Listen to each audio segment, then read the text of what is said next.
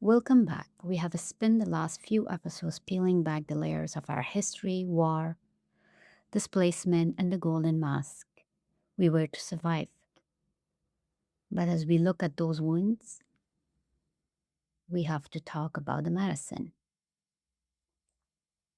In our community, that medicine is often the one thing we are most afraid of. Today, we are going to talk about the topic that is a big taboo: mental health. It's a taboo in many countries, in many societies, in many cultures. And the stigma around it is big, and the shame around it is even bigger. Today in our culture, we have many words for madness, whether if it's a Western culture, Northern culture, or Central Asia. But we don't have enough words for healing. We don't even talk much about healing. For a long time, we have been told that if you are struggling, you should pray more, work harder, achieve more, be more in power, have more money, have more material things to define your worth, or just stay silent. We have been taught that admitting we are depressed or anxious is a weakness, or even worse, a source of shame for the family, for the society. The truth is, we did not grow up with words like depression, trauma, anxiety, or ADHD. People in Afghanistan, they don't know these terms. We didn't have the vocabulary to understand our own pain. From generation to generation, there has been pain and war. Nobody talk about it. But I want to tell you something different today. Mental health is not a luxury. It is a human right.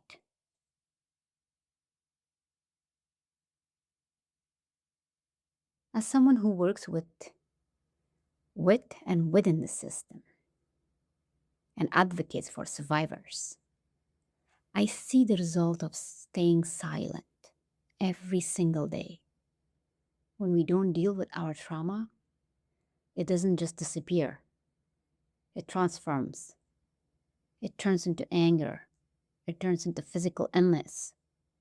It turns into the control that we exert over our children, our job, our countries, because we are holding on to those fears, trauma, oppression.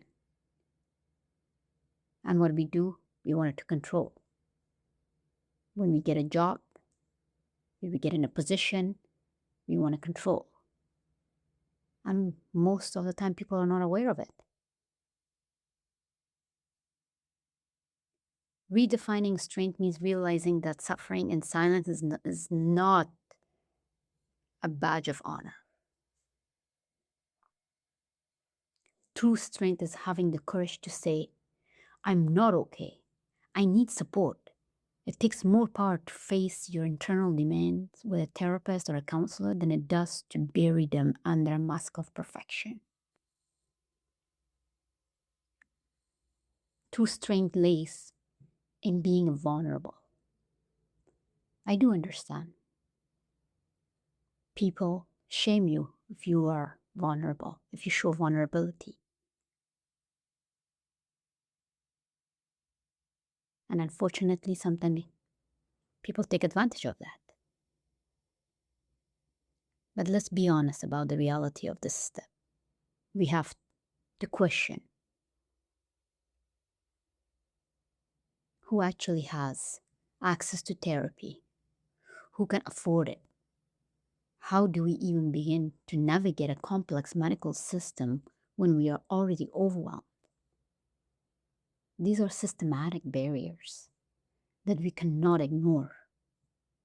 And we also have to accept that healing takes time.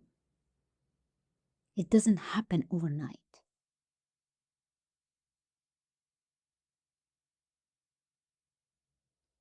To my brothers and sisters who feel that seeking help is a betrayal of faith, please listen. You can have a deep connection to your faith, to Allah, and still need a doctor for your mind, just as you would for a broken arm. Allah gives us the tools, the science, and the practitioners to help us heal. Therapy is not a replacement for your roots. It is a way to protect them.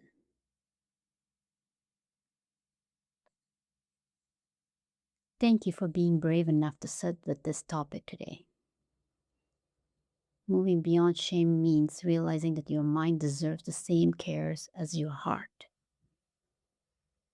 We have talked about the tools to heal ourselves, but once we start to heal, how does that change the way we love others?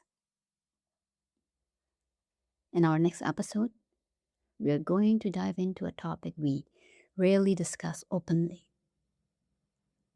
what healthy love actually looks like, and how to recognize the difference between protection and possession. Stay with me. Next, we will look at how we can redefine strength in our homes and create the psychological safety our community deserves. Thank you.